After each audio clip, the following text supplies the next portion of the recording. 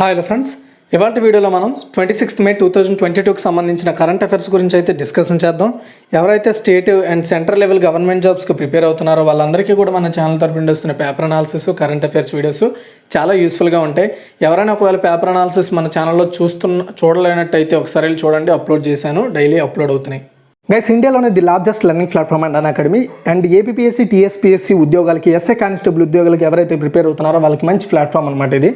రక్షక్ అనే పేరుతో ఎవరైతే ఎస్ఐ కానిస్టేబుల్ ఉద్యోగాలకు ప్రిపేర్ అవుతున్నారో ఏపీ అండ్ తెలంగాణలో వాళ్ళందరికీ కూడా పర్టికులర్ ఒక బ్యాచ్ కోర్స్ని అయితే స్టార్ట్ చేయబోతున్నారు 5 ఎడ్యుకేటర్ల ద్వారా. ఇది 18th మే అయితే స్టార్ట్ కాబోతోందండి. దానికి సంబంధించిన లింక్ డిస్క్రిప్షన్లో ఉంటుంది. అదేవిధంగా వీకెండ్ మారథాన్ అనే పేరుతో ఏపీ అండ్ తెలంగాణ గ్రూప్ 1, 2 ఎగ్జామ్స్కి ప్రిపేర్ అయ్యే వాళ్ళ కోసం special క్లాసెస్తో May 13th, 14th and ఈ 2 డేస్లో 7 AM వచ్చేసి ఇక్కడ మీరు చూసుకున్నట్టయితే మల్టిపుల్ ఎడ్యుకేటర్స్ ద్వారా మీకు అయితే ఈ స్పెషల్ మారథాన్ అయితే నిర్వహించబోతున్నారు. అండ్ కాకి మారథాన్ అనే పేరుతో ఎవరైతే ఏపీ, తెలంగాణ ఎస్ఐ కానిస్టేబుల్ ఉద్యోగాలకు ప్రిపేర్ అవుతున్నారో వాళ్ళకి మే 16th, 17th 7 AM multiple educators ద్వారా మీకు పర్టికులర్గా స్పెషల్ క్లాసెస్ అయితే ఇవ్వబోతున్నారు. మెగా మారథాన్ అనే పేరుతో ఎవరైతే ఏపీ అండ్ తెలంగాణలో అన్ని కాంపిటేటివ్ ఎగ్జామ్స్కి ప్రిపేర్ అవుతున్నారో వాళ్ళ కోసం మొత్తం మల్టిపుల్ ఎడ్యుకేటర్ల ద్వారా మే 18th 7 AM స్పెషల్ క్లాసెస్ అయితే నిర్వహించబోతున్నారు. దీనికి సంబంధించిన లింక్ డిస్క్రిప్షన్లో ఉంటుంది. And SI constable full length free test అయితే కండక్ట్ చేయబోతున్నారు. 150 ప్రశ్నలతో 150 నిమిషాలు ఉంటుంది. ఇది ఒక ఫ్రీ స్కాలర్షిప్ టెస్ట్ అండి. ఇది వచ్చేసి arithmetic ability and test of reasoning, general studies మీద ఉంటుంది. ఇందులో ర్యాంక్ 1 నుండి ర్యాంక్ 4 వరకు ఎవరైతే ర్యాంక్ సంపాదిస్తారో వాళ్ళకి వచ్చేసి మీరు సబ్స్క్రిప్షన్ తీసుకుంటే అందులో వచ్చేసి పర్సెంటేజ్ ఆఫ్ సబ్స్క్రిప్షన్ ఫ్రీగా ఇస్తారు. ఇది మే 14th 2 PM టెస్ట్ ఉండబోతుంది. చూడండి ఫ్రెండ్స్, ఇందులో మీరు ఇవన్నీ కూడా యాక్సెస్ చేసుకోవాలనుకుంటే ఖచ్చితంగా మీరు సబ్స్క్రిప్షన్ తీసుకోవాలి. ఇవన్నీ కూడా యాక్సెస్ చేసుకోవాలనుకుంటే సో వీళ్ళు వచ్చేసి ప్రజెంట్ మన కోడ్ వాడితే మీకు 10%, టోటల్గా 20% అయితే సబ్స్క్రిప్షన్లో వీళ్ళు డిడక్షన్ అవ్వబోతున్నారు. 3 monthsకి కానీ మీరు తీసుకుంటే యాక్చువల్గా 4600, కానీ మన కోడ్ వాడినట్టయితే మన కోడ్ డిస్క్రిప్షన్లో ఇస్తాను. ఆ కోడ్ వాడితే 3741 రూపాయలకి రావడం జరుగుతుంది. అండ్ అదేవిధంగా మీరు ఎన్ని మంత్స్ తీసుకుంటే అన్ని మంత్స్కి 20% డిస్కౌంట్ అయితే రావడం జరుగుతుంది. కోడ్ ఇక్కడ ప్రజెంట్ చేస్తాను అండ్ డిస్ప్లే కూడా చేస్తాను. ఫస్ట్ క్వశ్చన్ చూడండి. రాష్ట్ర ప్రభుత్వ ఆధ్వర్యంలోని విశ్వవిద్యాలయాలకు ఛాన్సలర్గా ముఖ్యమంత్రి ఉండే బిల్లును ప్రవేశపెట్టనున్న రాష్ట్రం ఇది. ఆన్సర్ వచ్చేసి పశ్చిమ బెంగాల్ అండి. యాక్చువల్గా ఇప్పటివరకు చాలా రాష్ట్రాలు కూడా అంటే మ్యాక్సిమం స్టేట్స్ వచ్చేసి స్టేట్ కింద పనిచేసే ఏవైతే యూనివర్సిటీస్ ఉంటాయో వాటికి పర్టికులర్గా ఛాన్సలర్లుగా వచ్చేసి గవర్నర్లే ఉంటున్నారండి. ఇప్పుడు ఆ ప్లేస్లో పశ్చిమ బెంగాల్ వచ్చేసి గవర్నర్ అవసరం లేదు, ముఖ్యమంత్రి ఉండేటట్టు నిర్ణయం తీసుకుందనమాట. వాళ్ళు ఈరోజు క్యాబినెట్ మీటింగ్లో ఈ నిర్ణయం తీసుకోవడం జరిగింది. త్వరలో ఈ బిల్లుని అసెంబ్లీలో ప్రవేశపెడతామని చెప్తున్నారు. సో అయితే బెంగాల్ రాజ్భవన్ అధికార వెబ్సైట్లో పేర్కొన్న వివరాల ప్రకారం సో మొత్తంగా పశ్చిమ బెంగాల్ రాష్ట్రంలో 17 విశ్వవిద్యాలయాలకు గవర్నర్ ఛాన్సలర్గా ఉంటున్నారు. ఇప్పుడు 17 యూనివర్సిటీలని గవర్నర్ని ఛాన్సలర్ హోదా నుండి తీసేసి ముఖ్యమంత్రి ఉండబోతున్నారనమాట. నెక్స్ట్ సెకండ్ వన్, ఏ సంస్థ సహ వ్యవస్థాపకుడు మాజీ CEO జాక్ డోర్సే పూర్తిగా ఆ సంస్థ నుండి వైదొలిగారు? ఆన్సర్ వచ్చేసి ట్విట్టర్ అండి. చూడండి, ప్రముఖ మైక్రో బ్లాగింగ్ సైట్ ట్విట్టర్ దానికి సహ వ్యవస్థాపకుడు అండ్ మాజీ CEO జాక్ డోర్సే ఆ సంస్థతో పూర్తిగా సంబంధాలు తెంచుకున్నారు. అండ్ ట్విట్టర్ బోర్డు నుంచి డోర్సే వైదొలగడం జరిగింది. 2006లో డోర్సే మరో 3 కలిసి ట్విట్టర్ను స్థాపించారు. 2007 నుంచే డోర్సే కంపెనీ బోర్డు డైరెక్టర్గా ఉన్నారు. అండ్ 2015లో ట్విట్టర్ CEOగా నియమితులయ్యారు. అయితే అనూహ్యంగా గత ఏడాది నవంబర్లో ఆయన ఆ పదవి నుండి అయితే రాజీనామా చేశారు. డైరెక్టర్గా పదవకాలం ముగిసిన తర్వాత బోర్డు నుంచి కూడా తప్పుకుంటానని ప్రకటించారు. మొత్తానికి ఇప్పుడు బోర్డు నుండి అయితే తప్పుకున్నారు. లేటెస్ట్ బోర్డు మీటింగ్లో ఈ నిర్ణయం తీసుకున్నారు. తర్వాత third one, international federation of association football, దీన్నే మనం ఫిఫా అంటాము. ఫిఫాచే గుర్తింపు పొందిన రన్నింగ్ ట్రాక్తో ఏ రాష్ట్రంలో మొట్టమొదటి ఫుట్బాల్ గ్రౌండ్ను ప్రారంభించారండి? ఓకే, ఆన్సర్ వచ్చేసి ఛత్తీస్గఢ్లోని ఇదే ఫస్ట్, గుర్తుపెట్టుకోండి, ఛత్తీస్గఢ్లో ఫస్ట్ ఫుట్బాల్ గ్రౌండ్ అనమాట ఇది. దీన్ని ఛత్తీస్గఢ్ ముఖ్యమంత్రి భూపేష్ బాగల్ గారు బగ్దల్పూర్ నగరంలో ఏర్పాటు చేశారు, అంటే ప్రారంభించారు దాన్ని. అండ్ ఈ స్టేడియంలో, ఈ గ్రౌండ్లో ఫిఫా చేత గుర్తింపు పొందిన రన్నింగ్ ట్రాక్ను కూడా ఏర్పాటు చేశారు, గుర్తుపెట్టుకోవాలి అది కూడా మీరు. తర్వాత ఫోర్త్ వన్, ఐక్యరాజ్య సమితి ససకవా అవార్డు 2022ని గెలుచుకున్న NGO ఏది? ఆన్సర్ వచ్చేసి సీడ్స్ అండి.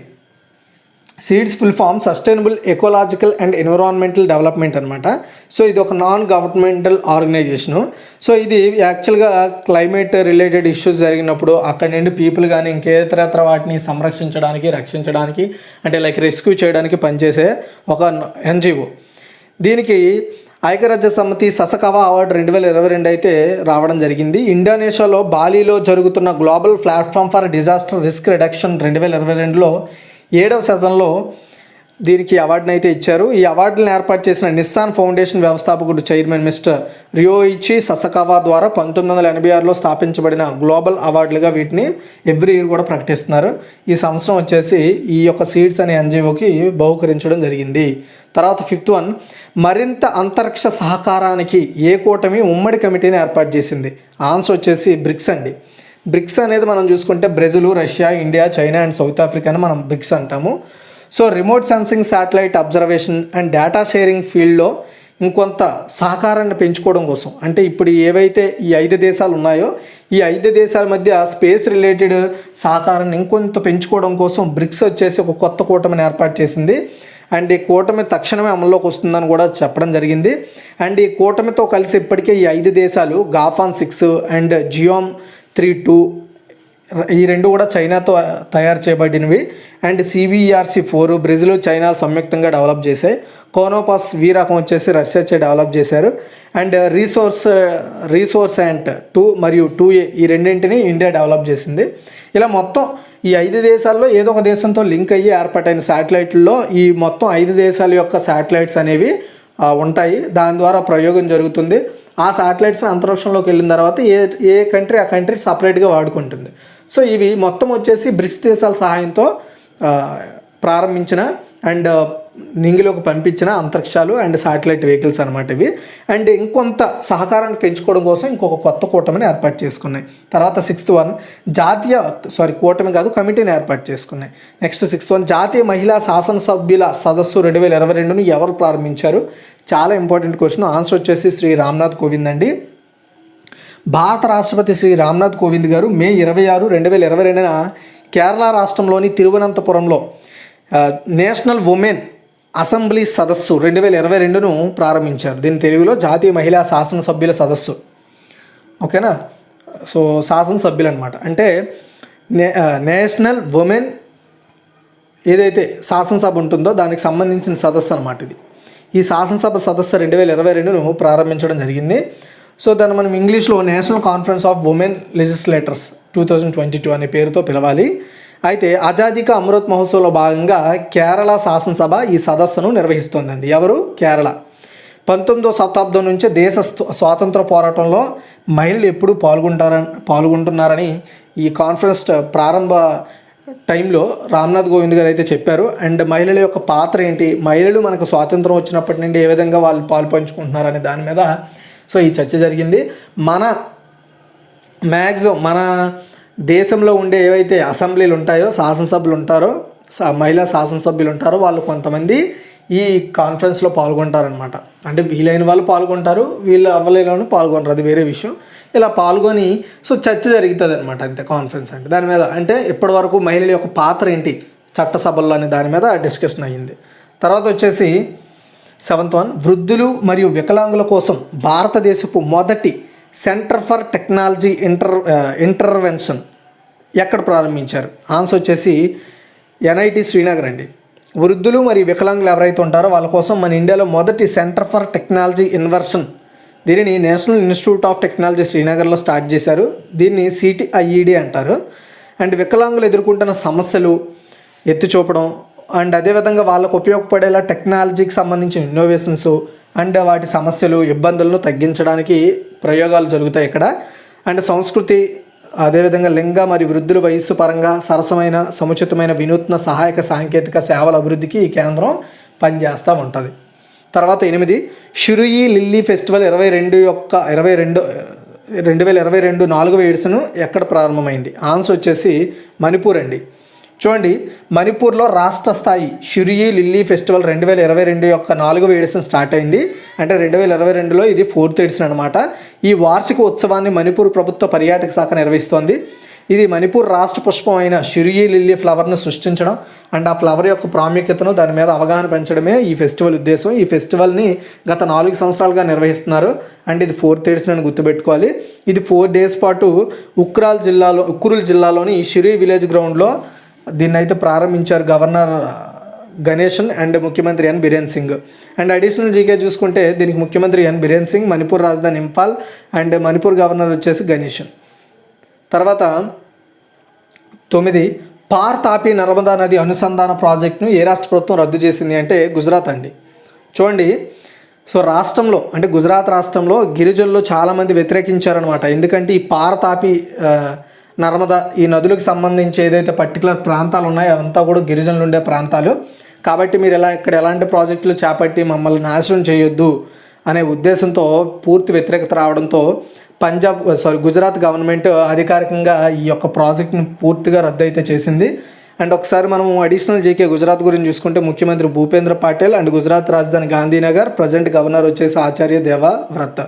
అండ్ ఒకసారి దాని యొక్క మ్యాప్ కూడా నేను ఇంక్లూడ్ చేశాను. ఆ మ్యాప్ మీరు ఇక్కడ చూస్తే ఇగోండి నర్మదా, ఇక్కడ చూడండి నర్మదా, ఇక్కడ నర్మదా ఉంది, అదేవిధంగా పార్ ఉంది అండ్ తాపి. ఓకేనా, మొత్తం ఈ 3 ప్రాంతాలను కలుపుతూ ఒక ప్రాజెక్ట్ అయితే చేపట్టాలని గుజరాత్ గవర్నమెంట్ అనుకుంది. కాకపోతే దానికి మొత్తానికి రద్దు అయితే చేశారు. తర్వాత 10 భారతదేశం అంతటా ఈవీ అంటే ఎలక్ట్రిక్ వెహికల్ ఛార్జింగ్ నెట్వర్క్ని నిర్మించడానికి టాటా పవర్ కంపెనీ ఏ కంపెనీతో భాగస్వామ్యం కలిగి ఉంది అంటే హుందాయ్ అండి. చూడండి, మన ఇండియా మొత్తంగా ఎలక్ట్రిక్ వెహికల్ ఛార్జింగ్ నెట్వర్క్ని నిర్మించాలనే ఉద్దేశంతో హుందాయ్ మోటార్ ఇండియాతో టాటా వాళ్ళు ఒప్పందం కుదుర్చుకున్నారనమాట. ఎప్పుడైతే ఒప్పందం కుదుర్చుకున్నారో సో ఒక్కసారిగా టాటా పవర్ కంపెనీ యొక్క షేర్స్ రేట్లు కూడా బాగా పెరిగిపోయింది అండ్ అదేవిధంగా హుందాయ్ మోటార్ ఇండియా అనేది హుందాయ్ మోటార్ కంపెనీ యొక్క పూర్తి యాజమాన్యంలో అనుబంధ సంస్థ. అండ్ ఇప్పుడు వీళ్ళిద్దరూ కలిసి మన ఇండియాలో ఎలక్ట్రిక్ వెహికల్ ఛార్జింగ్ స్టేషన్లను పూర్తి స్థాయిలో నిర్మించడానికి పనిచేస్తారు. అండ్ అడిషనల్ జీకే చూసుకుంటే హుందాయ్ సీఈఓ జే హూన్చాంగ్, దీని యొక్క హెడ్ ఆఫీస్ సియోల్ దక్షిణ కొరియాలో ఉంది. నెక్స్ట్ 11 సంగీత అకాడమీ ద్వారా 2021 సంవత్సరానికి సంగీత కళానిధి అవార్డు ఎవరికి లభించింది? ఆన్సర్ వచ్చేసి తిరువారూర్ భక్తవత్సలం. ఓకే, చూడండి పేరు కొంచెం కష్టంగా ఉంటుంది, గుర్తుపెట్టుకోండి. సంగీత కళానిధి అవార్డులను ప్రకటించిందండి. సంగీత అకాడమీ 2022 నుండి 22 వరకు మొత్తం 3 అవార్డులను అయితే ప్రకటించింది. సో ఆ ముగ్గురికి కూడా అవార్డులు అయితే ప్రకటించడం జరిగింది. వాళ్ళు ఎవరనేది ఒకసారి చూస్తే సంగీత కళానిధి 2020కి సంబంధించి ప్రఖ్యాత వోకలిస్ట్ నైవలి ఆర్ సంతాన్ గోపాల్కి అండ్ ప్రముఖ మృదంగ కళాకారుడు తిరువారూర్ భక్తవత్సల్కి 2021కి అవార్డు. అండ్ అదేవిధంగా జీజేఆర్ కృష్ణన్ అండ్ విజయలక్ష్మికి వీళ్ళిద్దరికీ కలిసి 2022 యొక్క అవార్డులను అయితే మొత్తం 3 సంవత్సరాలకి 4 ప్రకటించారు. 2022లో ఇచ్చే అవార్డులు మాత్రం ఇద్దరికి ఇవ్వబోతున్నారు. అండ్ తమిళనాడు ముఖ్యమంత్రి ఎంకే స్టాలిన్ డిసెంబర్ 15, 2022న 96వ వార్షిక సదస్సు సంగీత కచేరీలో ఈ అవార్డులను ఇస్తారు. తర్వాత 12 భారతదేశంలో బయోడైవర్సిటీ రిజిస్టర్ను పొందిన తొలి మెట్రో నగరం ఏది? చాలా ఇంపార్టెంట్ అండి ఇది ఫ్యూచర్లో. అండ్ ఆన్సర్ వచ్చేసి కోల్కతా. యాక్చువల్గా మీకు క్లారిటీగా ఎక్స్ప్లెయిన్ చేస్తాను. ఏంటంటే ఇక్కడ నేను చెప్పిన ఏదైతే బయోడైవర్సిటీ రిజిస్టర్ ఏదైతే ఉందో యాక్చువల్గా ఆ ప్రాంతంలో ఎన్ని జాతుల యొక్క మొక్కలు ఉన్నాయి, ఎన్ని జాతుల చెట్లు ఉన్నాయి, ఎన్ని జాతుల కూరగాయలు ఉన్నాయి, ఔషధాలు ఉన్నాయి, ఎన్ని ఇతరతర మొక్కలు ఎన్ని ఉన్నాయి, జంతువులు, పక్షులు, కీటకాలు, ఇవి మొత్తం అంతా జంతు జీవజాతులన్నీ కూడా ఎన్నెన్ని ఉన్నాయి అనేది మొత్తం రిపోర్ట్నే రిజిస్టర్ అంటారనమాట. సో ఇలా ఒక రిజిస్టర్ని తయారు చేసుకున్న ఇండియాలో first metropolitan city Kolkata. Okay, and వాళ్ళ నివేదిక ప్రకారము 520 పేజీలతో ఈ రిజిస్టర్ని అయితే రిలీజ్ చేసింది కోల్కతా మెట్రోపాలిటన్ సిటీ బోర్డ్. మెట్రోపాలిటన్కి సంబంధించిన పురపాలక సంఘం కావచ్చు లేదా పాలక సంఘం కావచ్చు. అయితే 520 పేజీలతో రిలీజ్ చేశారు. ఇందులో 399 జాతులు మొక్కలు అండ్ ఈ జాతుల్లో 138 చెట్లు, 126 చైనీస్ కూరగాయలు, 33 ఔషధ మొక్కలు, దాదాపు 100 ఇతర మొక్కలు ఉన్నాయి. దాదాపు 70 సీతాకోక చిలుకలు, 47 చేపలు, 84 పక్షులు, 22 క్షీరదాలతో సహా 283 జంతు జాతులు కూడా ఉన్నట్లుగా చెప్పింది. Okay, so forest survey of India యొక్క ఇటీవల నివేదిక అన్ని మెట్రో నగరాల్లో కోల్కతా అతి తక్కువ గ్రీన్ కవర్ను కలిగి ఉందంట.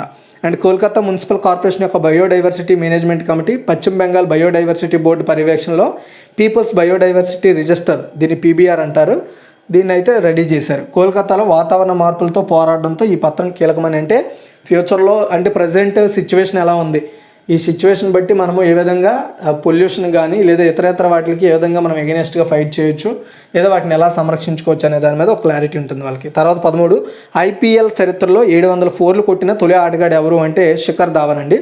Punjab Kings opening batter Shikhar Dhawan IPL చరిత్రలో 704 బాదిన తొలి ఆటగాడిగా నిలవడం జరిగింది.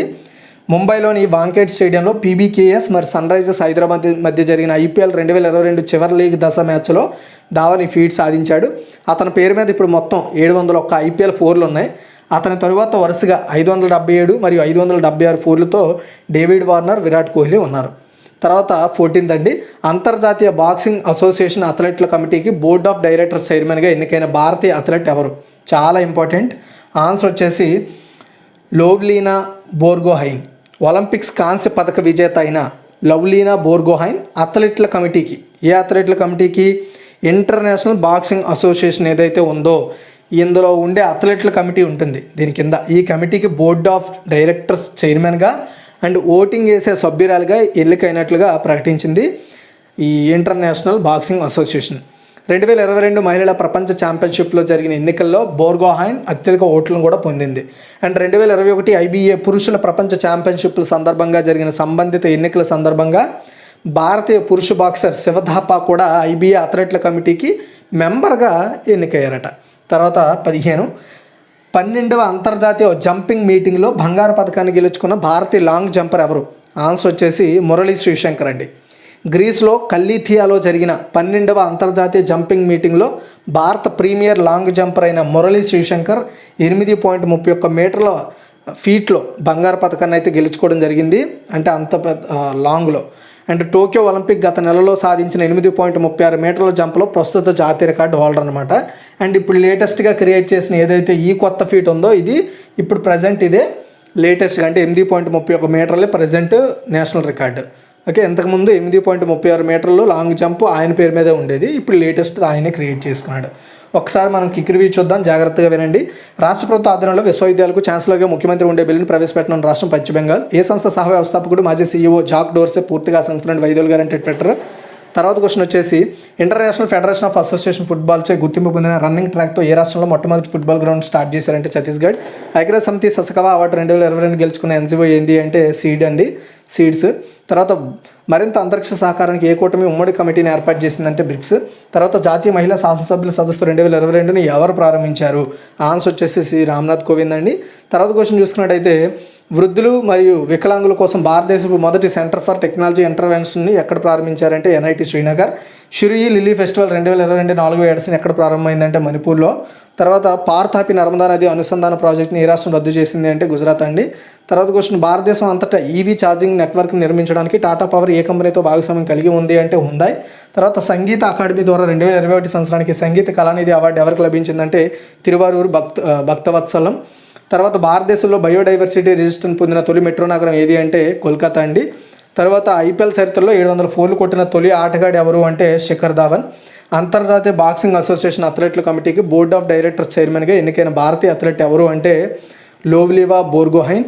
తర్వాత 12వ అంతర్జాతీయ జంపింగ్ మీటింగ్లో బంగారు పథకాన్ని గెలుచుకున్న భారతీయ లాంగ్ జంపర్ ఎవరు అంటే మురళీ శ్రీశంకర్ అండి. ఓకేనా, ఈ వీడియో మీకు నచ్చితే లైక్ చేయండి, షేర్ చేయండి. మరిన్ని అప్డేట్స్ కోసం మన ఛానల్ రెగ్యులర్గా ఫాలో అవుతూ